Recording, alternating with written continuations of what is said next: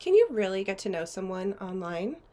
I'm Jenny Evans, and I'm going to talk about mediated interpersonal communication today. Mediated communication is any communication that does not take place face to face, but rather is transmitted through some other channel, like the internet or a phone. I think that meaningful relationships can be developed online, but that you have to be mindful and you cannot overlook red flags that you may otherwise write off due to the fact that you're not in real life with the other person.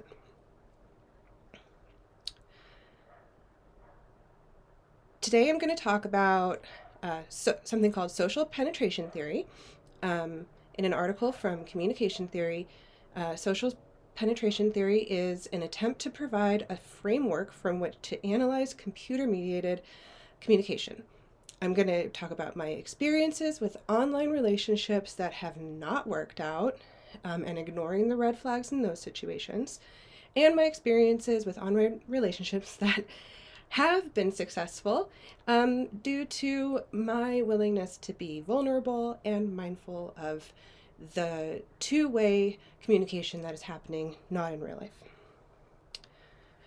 So, first of all, social penetration theory is all about being vulnerable. It's about how deeper and broader disclosure cultivates closeness, while simple or shallow conversations do the opposite.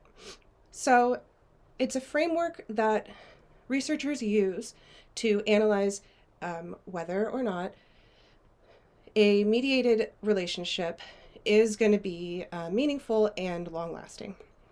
Originally, it was proposed to understand the entire life cycle of relationships, but now it's applied to maintaining mediated relationships. It discusses how the different platforms online offer different ways of disclosure, like Instagram stories versus personal DMs, how people might be more willing to be open and vulnerable in different situations, but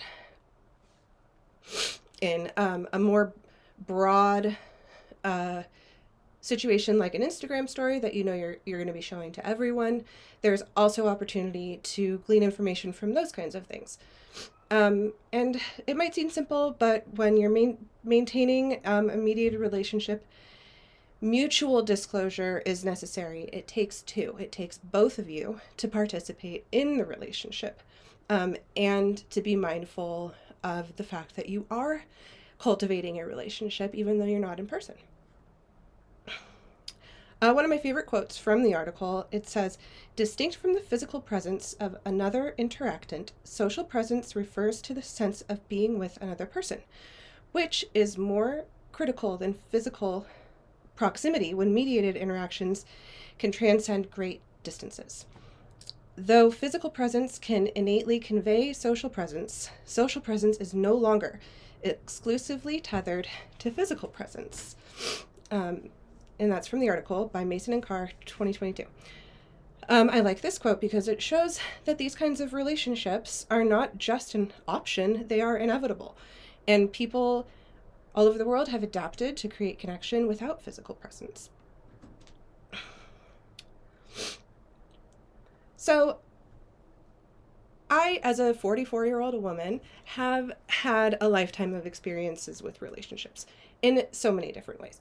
And a lot of those relationships were cultivated online in one way or another. I'm going to use the example of my most recent boyfriend. This was several years ago, and he and I met online. He lived on the East Coast, and I live in California.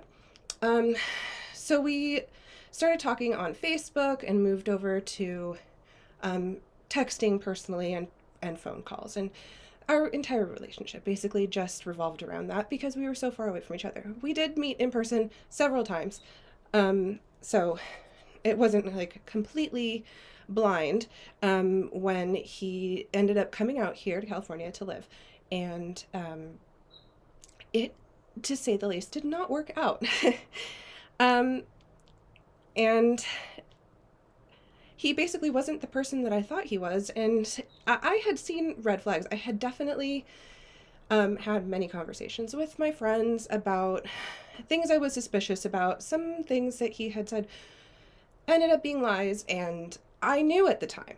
However, I wrote it off. I attributed the entire feeling to the idea that it was actually the communication method that was creating that feeling for me. It was texting, and that's why I was feeling questionable, or it was just awkward because we weren't actually face to face.